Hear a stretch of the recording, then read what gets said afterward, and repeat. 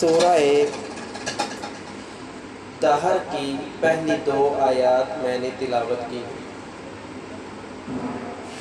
اللہ رب العالمین نے ارشاد فرمایا ہے هل اتی علی الانسان حین من الدہر، انسان پر ایک ایسا وقت نہیں آیا تھا لم یکن شیئا مذکورا کہ جب اس کا نام و نشان نہیں تھا، اس کا ذکر تک نہ تھا۔ ہمارے اوپر ایک ایسا وقت آیا تھا اور ایسا وقت سب جانتے ہیں کہ جب ہمارا نام و نشان نہیں تھا، پھر اللہ تعالیٰ نے ہمیں وجود عطا کیا، اور ہمارا وجود کس چیز سے ہے اس کا ذکر بھی اللہ تعالیٰ نے سورہ دہر کی اس آیہ مبارکہ میں کیا ہے۔ اِنَّا خَلَقْنَا الْإِنسَانَ مِن نُطْفَةٍ أَمْشَاجٍ نَبْتَلِيهِ، اللہ فرماتے ہیں اے انسان، ہم نے تجھے پانی کے ایک قطرے سے پیدا کیا ہے، فَجَعَلْنَاهُ سَمِيعًا بَصِيرًا، پھر ہم نے تجھے سننے کی اور دیکھنے کی قوت عطا فرما دی ہے۔ ہمارا وجود پانی کے ایک قطرے سے ہے۔ اور دوسرے مقام پہ اللہ رب العالمین نے فرمایا مِنْهَا خَلَقْنَاكُمْ وَفِيهَا نُعِيدُكُمْ وَمِنْهَا نُخْرِجُكُمْ تَارَةً أُخْرَىٰ، انسان تجھے ہم نے مٹی سے پیدا کیا ہے، اسی مٹی میں دوبارہ لوٹائیں گے، اور پھر قیامت کے دن تجھے اسی مٹی سے دوبارہ اٹھا لیا جائے گا۔ تو انسان 2 چیزوں کا، پانی کے ایک گندے قطرے اور مٹی کا مجموعہ ہے، اور یہ مٹی ایسی مٹی ہے جسے ہم اپنے پاؤں تلے رونتے ہیں، اور یہ قطرہ ایسا پانی کا قطرہ ہے اگر کپڑے پہ لگ جائے تو ہم کہتے ہیں کپڑا پاک نہیں رہا، لہٰذا اب کپڑا تبدیل کر لو۔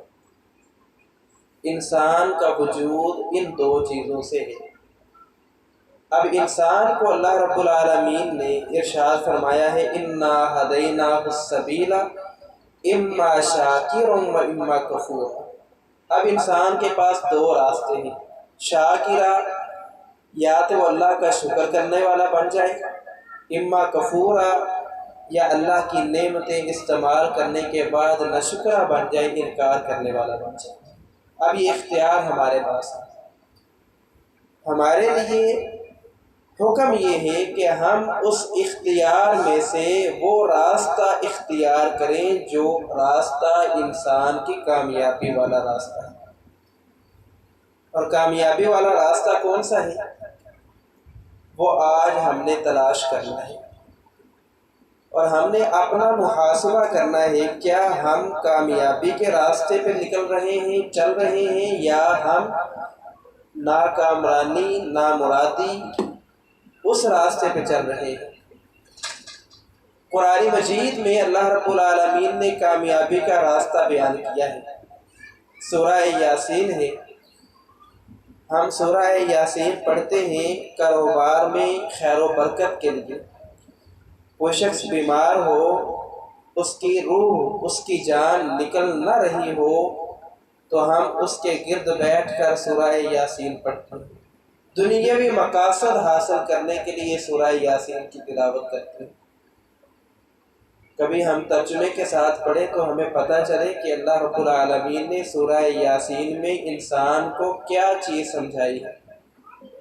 اللہ فرماتے ہیں الم اعہد الیکم یا بنی آدم، اے آدم کے بیٹے، کیا میں نے تجھ سے وعدہ نہیں لیا تھا اللہ تعبد الشیطان، کہ تو نے غیر اللہ کی عبادت نہیں کرنی، تو نے شرک نہیں کرنا، شیطان کی بات نہیں ماننی، انہ لکم عدو مبین، یہ تمہارا دشمن ہے، وَأَنِ اعْبُدُونِی، تم نے میری عبادت کرنی ہے، ھذا صراط مستقیم، یہ جنت والا راستہ ہے، یہ کامیابی والا راستہ ہے، یہ فلاح والا راستہ ہے، یہ آپ کو جہنم سے بچا لے گا۔ کون سا راستہ؟ صراط مستقیم راستہ۔ اب صراط مستقیم کس چیز کا نام ہے؟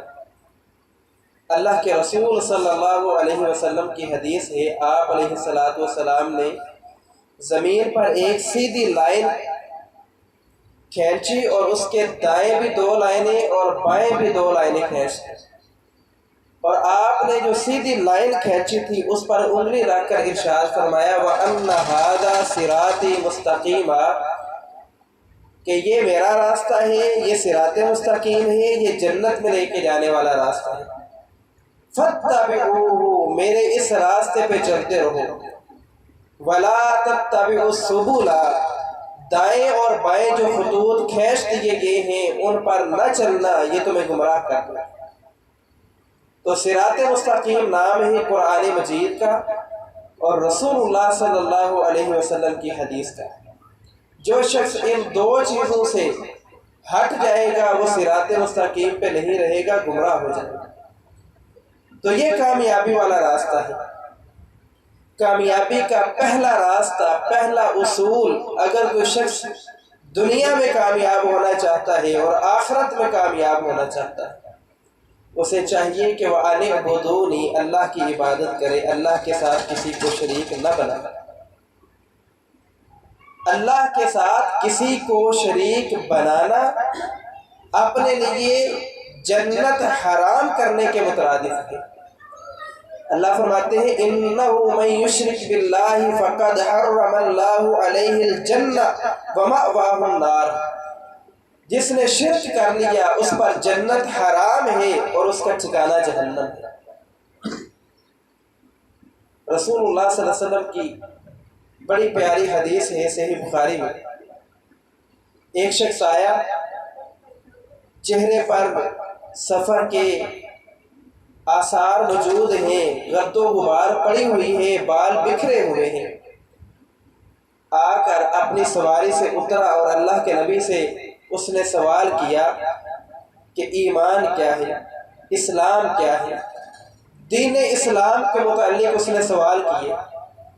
اللہ کے نبی نے اسے جواب دیے، اس نے اسلام قبول کیا اور اپنی سواری پر بیٹھ کر اپنے قبیلے، اپنے گاؤں کی طرف جانے لگا تو الفاظ یہ کہے واللہ، اللہ کی قسم ہے، لا ازید ولا انقص، جو باتیں آپ نے بتا دی ہیں ان میں کمی بھی نہیں کروں گا، ان میں زیادتی بھی نہیں کروں گا۔ اللہ کے نبی صلی اللہ علیہ وسلم کا یہ صحابی اپنی سواری سے ٹھوکر کھا کر گرا، گردن ٹوٹ گئی، جام شہادت نوش کر گیا۔ اللہ کے رسول صلی اللہ علیہ وسلم نے اپنے صحابہ سے کہا جاؤ اسے جا کے اٹھاؤ۔ جب صحابہ پہنچے وہ شہید ہو چکا تھا، فوت ہو چکا تھا۔ اللہ کے رسول کی ایڑیاں زمین پہ نہیں لگ رہی۔ صحابہ نے وجہ پوچھی تو آپ نے فرمایا رأیت ملکانی، یہ شخص اسلام قبول کر کے توحید کا اقرار کر کے جا رہا ہے کہ میں اللہ کے ساتھ کسی کو شریک نہیں بناؤں گا اور میں رسالت میں کسی اور کو آپ کے درجے پر فائز نہیں کروں گا۔ ابھی عمل نہیں کیا، نماز بھی نہیں پڑھی، روزہ بھی نہیں رکھا، حج بھی نہیں کیا، زکوٰۃ بھی نہیں دی، کوئی عمل نہیں کیا، صرف لا الہ الا اللہ محمد رسول اللہ پڑھا۔ اللہ کے رسول نے فرمایا رأیت ملکانی، میں نے 2 فرشتے دیکھے ہیں، یدس فی فمہ من اسمار الجنہ، جو میرے اس صحابی کے منہ میں جنت کے پھل ڈال رہے ہیں۔ عمل کوئی نہیں ہے، صرف توحید ہے۔ صرف توحید کی وجہ سے اللہ رب العالمین نے اپنے اس بندے کو کامیاب کر دیا ہے، جنت میں داخل کر دیا ہے۔ کامیاب ہونا ہے دنیا اور آخرت میں تو توحید کے ساتھ تمسک اختیار کریں۔ آپ نے 99 قتل کرنے والے کا واقعہ بھی سنا ہوگا صحیح بخاری مسلم میں، کہ 99 قتل کیے ہیں، بنی اسرائیل کا فرد ہے۔ ایک عبادت گزار عابد کے پاس گیا اور کہتا ہے 99 قتل کیے ہیں میں نے، کیا میری بخشش ہو سکتی ہے، مغفرت ہو سکتی ہے، توبہ قبول ہو سکتی ہے؟ وہ عابد تھا، اس نے کہا نہیں، اسے بھی قتل کیا اور 100 کی گنتی پوری کر دی۔ اب وہ چلا اور عالم کے پاس گیا، پہلے عبادت گزار کے پاس گیا، پھر عالم کے پاس گیا اور جا کر کہا میں نے 100 قتل کیے ہیں، کیا میری توبہ قبول ہو سکتی ہے؟ کہا ہاں توبہ قبول ہو سکتی ہے، لیکن اس کی قبولیت کے لیے تمہیں کیا کرنا چاہیے؟ انطلق الی ارض کذا و کذا، یہ علاقہ چھوڑو، فلاں شہر کی طرف چلے جاؤ، فیہا اناس، اس جگہ ایسے لوگ رہتے ہیں یعبدون اللہ وحدہ ولا یشرکون بہ شیئا، جو اللہ کی عبادت کرتے ہیں اس کے ساتھ کسی کو شریک نہیں ٹھہراتے، وہ موحد لوگ ہیں، مشرک نہیں ہیں، وہاں جا کر زندگی گزار، اللہ تیری توبہ قبول کر لے گا۔ وہ اس علاقے سے نکلا، راستے میں پہنچا، موت کا پیغام آ گیا، جنت کے فرشتے بھی آ گئے، جہنم کے فرشتے بھی آ گئے، فیصلہ یہ کیا گیا کہ سفر کی زمین کی پیمائش کی جائے، اگر تو اس کا فاصلہ نیک لوگوں والوں کی آبادی کی طرف کم ہوگا تو یہ جنت میں چلا جائے گا، اور اگر اس کا فاصلہ برے لوگوں والوں کی آبادی کی طرف کم ہوگا جہنم میں چلا جائے گا۔ پیمائش کی گئی، نیک لوگوں کی آبادی کا فاصلہ کم نکلا، اللہ نے اسے اپنے رحمت کے ساتھ جنت میں داخل کر دیا۔ کامیاب ہونا ہے تو سب سے پہلے اپنے اندر توحید پیدا کرنا، اگر ہمارے اندر شرک کا چھوٹا سا ذرہ بھی باقی رہا ہماری ساری عبادات ختم ہو جائیں گی۔ قرآن مجید میں اللہ رب العالمین نے 18 نبیوں کا نام لیا ہے، 18 نبیوں کا نام لینے کے بعد اللہ نے فرمایا وَلَوْ أَشْرَكُوا، نبی شرک نہیں کرتا، نبی تو سب سے بڑھ کر نیک انسان ہوتا ہے، لیکن اللہ تعالیٰ اس معاملے کی حساسیت بتاتے ہوئے کہتے ہیں کہ اگر انبیاء جیسی پاکیزہ ہستیاں بھی شرک کر لیں تو اللہ رب العالمین ان کے اعمال بھی ختم کر دیتا ہے۔ یہ درس مجھے اور آپ کو دیا جا رہا ہے، کہیں تم شرک کر کے اپنے اعمال برباد نہ کر لینا، اور اگر کامیاب ہونا ہے دنیا میں اور آخرت میں پھر اپنے اندر توحید کے ساتھ ساتھ امام الانبیاء حضرت محمد رسول اللہ کی سنت کی غیرت پیدا کریں، آپ کی سنت اپنا۔ ما آتاکم الرسول فخذوہ وما نہاکم عنہ فانتہوا، اللہ فرماتے ہیں جس کام کا حکم میرے نبی آپ کو دیتے ہیں وہ کام کریں، اور جس کام سے روک دیتے ہیں اس سے رک جائیں۔ دوسرے مقام پہ اللہ فرماتے ہیں وَمَن يُشَاقِقِ الرَّسُولَ مِن بَعْدِ مَا تَبَيَّنَ لَهُ الْهُدَىٰ وَيَتَّبِعْ غَيْرَ سَبِيلِ الْمُؤْمِنِينَ نُوَلِّهِ مَا تَوَلَّىٰ وَنُصْلِهِ جَهَنَّمَ وَسَاءَتْ مَصِيرًا، اللہ فرماتے ہیں جس نے میرے رسول کی نافرمانی کی مِن بَعْدِ مَا تَبَيَّنَ لَهُ الْهُدَىٰ، ہدایت واضح ہو جانے کے بعد، مسئلہ معلوم ہو جانے کے بعد، حقائق واضح ہو جانے کے بعد جو میرے نبی کی نافرمانی کرتا ہے نُوَلِّهِ مَا تَوَلَّىٰ، دنیا میں ہم اسے آزاد چھوڑ دیتے ہیں، جو مرضی کرتا ہے، وَنُصْلِهِ جَهَنَّمَ، مر کے ایک دن میرے پاس آئے گا تو میں اسے جنت میں نہیں جہنم میں ڈالوں گا، وَسَاءَتْ مَصِيرًا، جہنم بری جگہ ہے۔ اور تیسرے مقام پہ اللہ فرماتے ہیں، اللہ تعالیٰ نے سمجھانے کے لیے بڑا پیارا اسلوب اختیار کیا ہے۔ اللہ فرماتے ہیں، قرآن مجید ہے، سورہ نور ہے، اللہ فرماتے ہیں اے اہل ایمان محمد رسول اللہ صلی اللہ علیہ وسلم کی نافرمانی سے رک جاؤ۔ فَلْيَحْذَرِ الَّذِينَ يُخَالِفُونَ عَنْ أَمْرِهِ، لوگوں کو بعد آ جانا چاہیے، انہیں رک جانا چاہیے کہ وہ محمد رسول اللہ کی نافرمانی کر رہے ہیں۔ اگر وہ ایسے ہی زندگی گزارے گی، اگر وہ رسول اللہ کی نافرمانی میں ہی زندگی گزارتے رہیں گے، ان تصیبہم فتنہ، ہم دنیا میں انہیں فکروں میں مبتلا کر دیں گے، آج ہمارے اوپر کتنے فتنے مسلط ہیں، اولاد کا فتنہ ہمارے لیے مسلط کر دیا گیا ہے۔ کیوں؟ اولاد اس لیے فتنہ ہے کہ آج ہم نے اس کی اسلامی تربیت نہیں کی۔ اولاد اس لیے فتنہ ہے کہ آج وہ بے راہ روی کا شکار ہو چکی ہے، آج وہ ماں باپ کی نافرمان ہو چکی ہے۔ یہ سوشل میڈیا اس نے ہماری نوجوان نسل کو کتنا بگاڑ دیا ہے، کوئی شخص بھی جو عقل و خرد کا مالک ہے اس سے یہ بات پوشیدہ نہیں۔ آج یہ اولاد نعمت ہونے کی بجائے فتنہ بن چکی ہے، یہ مال فتنہ بن چکا ہے۔ کیوں؟ اس لیے کہ اس کا ہم نے جائز استعمال نہیں کیا، ہم مال حلال طریقے سے نہیں کما رہے، ناجائز راستوں پہ ہم اسے خرچ کر رہے ہیں۔ ہمارے ملک کی معاملات جو ہیں یہ کیسے جا رہے ہیں؟ آئے روز ہمارے ملک میں جرائم ایک سے بڑھ کر ایک ہوتا جا رہا ہے، جرائم کی شرح میں اضافہ ہوتا چلا جا رہا ہے۔ کیوں ہو رہا ہے؟ کیا یہ فتنہ نہیں ہے؟ یہ آزمائش نہیں ہے؟ ہمارے حکومتی معاملات کیسے ہیں؟ کیا یہ فتنہ اور آزمائش نہیں؟ ان تصیبہم فتنہ، اللہ دنیا میں فتنوں میں مبتلا کر دے گا، او یصیبہم عذاب علیم، اللہ قیامت کے دن مرنے کے بعد دردناک عذاب دے گا۔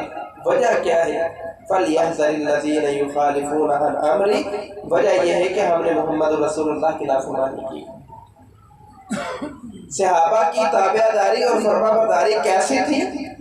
کبھی ہم غور کریں تو ہمیں معلوم ہوتا ہے کہ صحابہ محبت کرنے والے تھے۔ سیدنا عبداللہ بن مسعود رضی اللہ تعالی عنہ، سنن ابی داؤد میں یہ حدیث موجود ہے، مسجد میں داخل ہو رہے ہیں،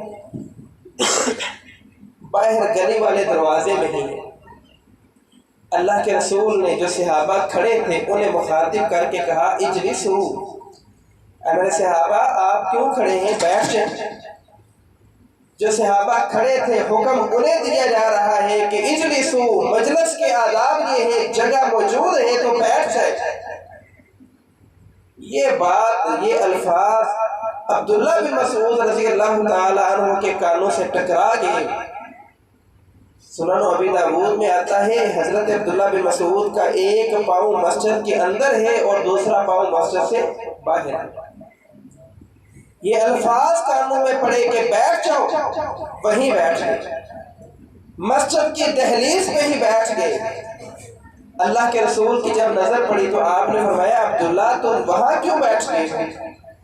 کہا اللہ کے رسول آپ نے کہا تھا اجلسو، بیٹھ جاؤ، میں عبداللہ کا ایمان اور محبت اس چیز کا متحمل ہے کہ آپ جو فرمائیں میں اسے سن کے اپنی مرضی کروں، یہ ممکن نہیں ہے۔ آپ نے فرمایا بیٹھ جاؤ، میں نے ایک قدم اٹھانا بھی گوارا نہیں کیا۔ آج ہم دیکھ لیں ہماری غمیاں کیسی ہیں اور ہماری خوشیاں کیسی ہیں۔ کیا ہماری غمیاں رسول اللہ کی سنت کے مطابق ہیں؟ کیا ہماری خوشیاں اللہ کے رسول کی سنت کے مطابق ہیں؟ کیا ہمارے کاروبار آپ کے فرمان کے مطابق ہیں؟ ایک ایک معاملہ، ایک ایک قدم ہمارا اٹھتا ہے تو رسول اللہ کی نافرمانی میں اٹھتا ہے۔ اگر آپ کامیاب ہونا چاہتے ہیں تو پھر اللہ کے رسول صلی اللہ علیہ وسلم کی سنت اختیار کر لیں، آپ دنیا میں بھی کامیاب ہو جائیں گے، آخرت میں بھی کامیاب ہو جائیں گے۔ پھر اللہ کے رسول کی ایک اور حدیث سنیں، جامع ترمذی میں آتی ہے۔ آپ کا ایک صحابی ہے جس کا نام ہے سیدنا جلابیب رضی اللہ تعالی عنہ، رنگ کے سیاہ ہے، کالے رنگ کے۔ ایک طرف اللہ کے رسول کے پاس بیٹھے ہوئے تھے تو آپ نے فرمایا جلابیب تم شادی کیوں نہیں کرتے؟ حضرت جلابیب رضی اللہ تعالی عنہ نے کہا اللہ کے رسول رنگ کا کالا ہوں، مجھے کون رشتہ دے گا، کاروبار بھی نہیں ہے۔ اللہ کے رسول نے فرمایا جلابیب تیرے چچا کی بیٹی نہیں؟ کہا جی اللہ کے رسول۔ فرمایا جاؤ انہیں جا کر کہنا کہ رسول اللہ صلی اللہ علیہ وسلم نے آپ کی بیٹی کا رشتہ مانگا ہے۔ سیدنا جلابیب رضی اللہ تعالی عنہ گئے، دروازے پہ دستک دی، چچا باہر آئے، کہا بیٹا کیسے آئے ہو؟ کہا اللہ کے رسول نے آپ کو سلام بھیجا ہے اور ساتھ ہی اللہ کے نبی نے کہا ہے کہ آپ کی بیٹی کا رشتہ چاہیے۔ حضرت जलाबीब रज़ी अल्लाह ताला अन्हु के चचा ने जब इतनी बात सुनी तो खुश हो गए, कहा कि अल्लाह के रसूल मेरी बेटी का रिश्ता मांग रहे हैं, इस तरह मेरी बेटी जो है वो रसूलुल्लाह की बीवी बनेगी, उम्मुल मोमिनीन बन जाएगी, मैं अल्लाह के रसूल का ससुर बन जाऊंगा, इससे बढ़कर शरफ वाली कौन सी बात है। फरमाया अल्लाह के रसूल अपने लिए नहीं बल्कि मेरे लिए रिश्ता मांग रहे हैं। तो उनके चचा ने कहा ठहरो मैं तुम्हारी चची से मशवरा कर लूँ। अंदर गए, जाकर उसकी चची से मशवरा किया तो चची ने नक्श निकाले जैसे औरतों की आदत होती है। पर्दे में मौजूद उनकी बेटी माँ बाप की गुफ्तगू सुन रही है, सामने हुई और कहा कि ये सोचे कि रिश्ता भेजने वाला कौन है, ये ना देखे कि रिश्ता लेके आने वाला कौन है, ये सोचे कि रिश्ता भेजा किसने है। रिश्ता भेजा है इमामुल अंबिया मोहम्मद रसूलुल्लाह ने। आप मेरी शादी जलाबीब के साथ कर दे, अल्लाह की कसम है अल्लाह जिंदगी में मुझे कभी भी रुसवा नहीं करेगा, जिंदगी में कभी भी अल्लाह हमारे ऊपर ज़वाल नाज़िल नहीं करेगा। और इस वाक़या पर अल्लाह ताला ने कुरान मजीद में एक आयत नाज़िल कर दी। अल्लाह फरमाते हैं मा काना लिमुमिनिन वला मुमिनतिन इज़ा क़ज़ल्लाहु व रसूलुहु अमरन अन यकून लहुमुल खियरतु मिन अमरिही। जब अल्लाह के रसूल किसी चीज़ का फैसला कर दे, मोमिन की ये शान नहीं है कि आपकी हदीस, आपकी सुन्नत, आपका फरमान सुन लेने के बाद वो कहे नहीं ऐसे नहीं, ऐसे होना चाहिए। अन यकून लहुमुल खियरतु मिन अमरी, फिर वो अपनी मर्जी नहीं कर सकता, फिर उसकी अपनी मर्जी नहीं चलेगी, काम होगा, बात मानी जाएगी तो मोहम्मद रसूलुल्लाह सल्लल्लाहु अलैहि वसल्लम की बात मानी जाएगी। इसलिए कामयाबी के दो रास्ते मैं और आप इख्तियार कर लें। पहला रास्ता क्या हम अपने अंदर तौहीद पैदा करें, और दूसरी चीज़ अपने अंदर रसूलुल्लाह सल्लल्लाहु अलैहि वसल्लम की सुन्नत पैदा करें। और तीसरी चीज़, जो शख्स फौत हो जाए, जो शख्स फौत हो जाए, उसके फौत हो जाने के बाद हमारे करने वाले काम क्या है, ये बात याद रखें। रसूलुल्लाह सल्लल्लाहु अलैहि वसल्लम ने फरमाया इन्नल्लाह हजबत तौबत अन कुल्ली साहिब बिदअतिन हत्ता यदअ बिदअतहु। अल्लाह ताला बिदअती का कोई अमल कबूल नहीं करता जब तक वो बिदअत छोड़ नहीं देता। दीन में बिदअत को रवाज देना ये जायज़ नहीं है। कुरान मजीद में अल्लाह रब्बुल आलमीन ने इसकी तरफ इरशाद फरमाया है। अल्लाह फरमाते हैं आमिलतुन नासिबा, लोग आमाल कर करके थक चुके होंगे, तस्ला नारन हामिया, अल्लाह उन्हें घसीट कर जहन्नम में दाखिल कर देगा। दूसरा मुकाम है, अल्लाह फरमाते हैं कुल हल नुनब्बिउकुम बिल अखसरीना अमाला, नबी आप फरमा दे क्या मैं तुम्हें ऐसे लोग न बताऊं जो आमाल तो करते हैं अखसरीना, आमाल के बावजूद वो खसारा उठाने वाले हैं। वो कौन से लोग हैं? वो ऐसे लोग हैं जो बिदअत ईजाद करने वाले हैं, जो दीन में कमी या इजाफा करने वाले लोग हैं, सुन्नत से हट कर आमाल करने वाले लोग हैं। जब कोई शख्स फौत हो जाए, मेरी और आपकी जिम्मेदारी ये बनती है कि हम उसके लिए दुआए मग़फ़िरत करें। दुआए मग़फ़िरत करें। कैसे करें? अपनी मर्ज़ी से नहीं, रसूलुल्लाह सल्लल्लाहु अलैहि वसल्लम की सुन्नत के मुताबिक करें। आपकी सुन्नत क्या है? आपकी सुन्नत ये है कि आपने फरमाया एक मुसलमान के दूसरे मुसलमान पर 6 हक हैं, उनमें से एक हक ये है कि जब कोई शख्स फौत हो जाए उसकी नमाज जनाजा अदा करें। और नमाज जनाजा क्या है? अल्लाहुम्मा अग़फ़िर ली हय्यिना व मय्यितिना, अल्लाह हमारे ज़िंदा को भी हमारे मुर्दा को भी माफ़ कर दे, व शाहिदिना व गायबिना, जो हाज़िर हैं उन्हें भी माफ़ कर दे, जो फौत हो चुके हैं जो हाज़िर नहीं हैं उन्हें भी माफ़ कर दे। अल्लाहुम्मा अग़फ़िर लहू वरहमहू व आफ़िही वअफ़ु अन्हु, ये भी नमाज जनाजा की दुआ है। अल्लाहुम्मा अग़फ़िर ली हय्यिना भी दुआ है, अल्लाहुम्मा अग़फ़िर लहू वरहमहू वआफ़िही वअफ़ु अन्हु, ये भी नमाज जनाजा की दुआ है। अल्लाह इसे माफ़ कर दे। इस पूरी दुआ का मफ़हूम और ख़ुलासा आप सुन लें। اللہ اسے معاف کر دے، اللہ اسے دنیا میں جو اس کا خامن تھا یا دنیا میں جو اس کی بیوی تھی، اللہ اسے جنت میں داخل کر کے اسے جنت میں بہتر خامن یا بہتر بیوی عطا کر دے۔ اللہ دنیا کا گھر وہ ختم ہو چکا، جنت والا بہتر گھر اسے عطا کر دے۔ اللہم اغسلہ خطایا، اے اللہ اس کے گناہ دھو دے، بالماء والثلج والبرد، پانی کے ساتھ، اولوں کے ساتھ۔ کس طرح؟ کما ینقی الثوب الابیض من الدنس، جس طرح ایک سفید کپڑا داغ سے صاف ستھرا ہوتا ہے، چمکدار ہوتا ہے، اے اللہ اس کا نامہ اعمال گناہوں سے صاف کر کے جس طرح سفید کپڑا صاف ستھرا ہوتا ہے، اس کا نامہ اعمال بھی اسی طرح گناہوں سے صاف کرتا ہے۔ یہ دعائیں ہم نے یاد کرنی ہیں، صرف ایک دعا نہیں، 5-6 دعائیں ہیں جنازے کی، وہ ساری یاد کریں۔ اپنی مسجد کے علماء سے جا کر یہ دعائیں سیکھیں، انہیں کہیں کہ ہمیں یہ دعائیں سکھائیں، کیونکہ اللہ کے رسول نے یہ دعائیں کی ہیں۔ اور صحابی کہتے ہیں کہ میں نے جب اللہ کے رسول کی زبان سے یہ دعائیں سنی تو میں نے یہ خواہش کی کاش آج یہاں پہ میں مرا ہوتا، میری میت ہوتی، اللہ کے رسول اسی طرح رو رو کر میرے لیے بخشش کی دعا کرتے۔ پھر اللہ کے نبی نے فرمایا جس نے نماز جنازہ ادا کر لیا قبر پہ چلا جائے، قبر پر جا کر تدفین کے بعد مسنون طریقے کے مطابق قبلے کی جانب منہ کر کے دعا کرے اور میت کے لیے اتنے خلوص سے دعا کرے، اتنی دیر دعا کرے جتنی دیر ایک اونٹ نہر کر کے گوشت بنا کر تقسیم کرنے میں وقت لگتا ہے، اتنی دیر کھڑے ہو کر دعا کرے۔ جو یہ 2 عمل کرے گا اللہ تعالیٰ اسے احد پہاڑ کے برابر ثواب عطا فرمائے گا، 2 احد پہاڑ کے برابر ثواب عطا فرمائے گا۔ یہ مسنون دعا کا طریقہ ہے، لیکن ہم کیا کرتے ہیں؟ جنازے میں دعا پڑھی، جلدی پڑھی، کوئی پتہ نہیں کیا پڑھ رہے ہیں، فوری طور پر میت کے گرد کھڑے ہو کر دعا کی، پھر گھروں کو چلے آئے۔ کوشش کیا کریں قبر پر جا کر دعا کریں، کیوں؟ یہ سنت ہے، اور جنازے کے بعد میت کے گرد کھڑے ہو کر دعا مانگنا یہ بدعت ہے۔ پھر اللہ کے نبی صلی اللہ علیہ وسلم نے فرمایا 3 دن تعزیت،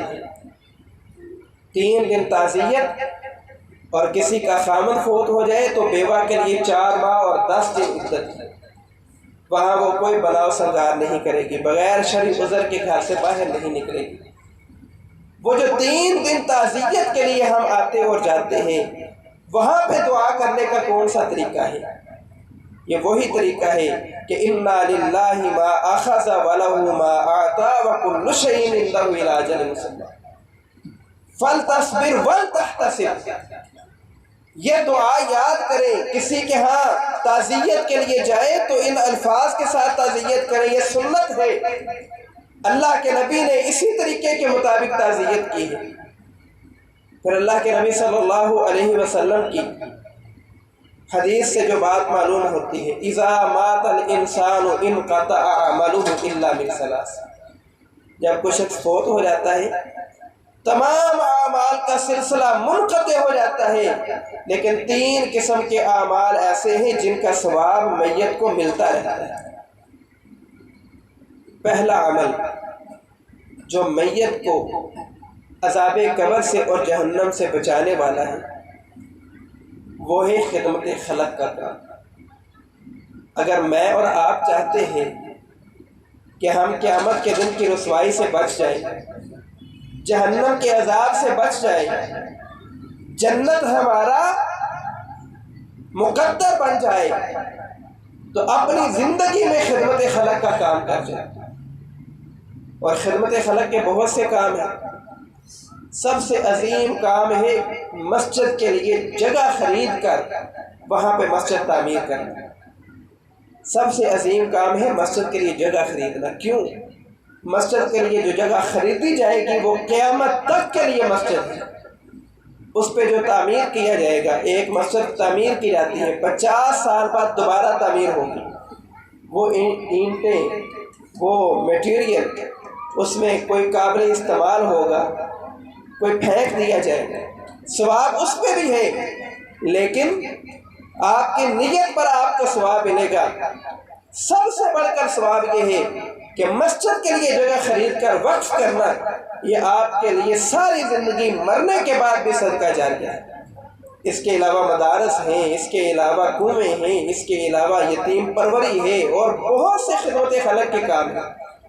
اپنی زندگی میں یہ کام کر کے چلے جائیں تاکہ کل قیامت کے دن ہمیں شرمندگی نہ اٹھانی پڑے۔ دوسرا کام جو میرے اور آپ کے کرنے والا ہے، جو اللہ کے رسول صلی اللہ علیہ وسلم نے بیان کیا ہے، آپ نے فرمایا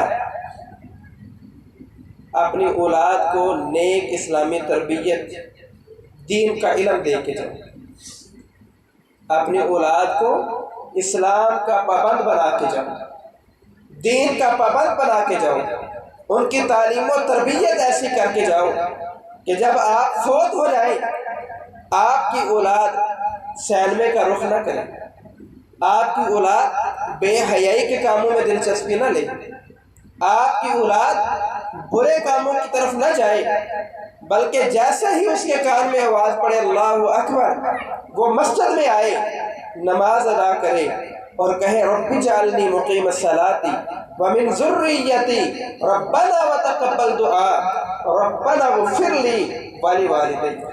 اللہ مجھے بھی نمازی بنا، میری اولاد کو بھی نمازی بنا، اللہ میرے ماں باپ کو بھی معاف کر اور سارے مسلمان مومنوں کو معاف فرما۔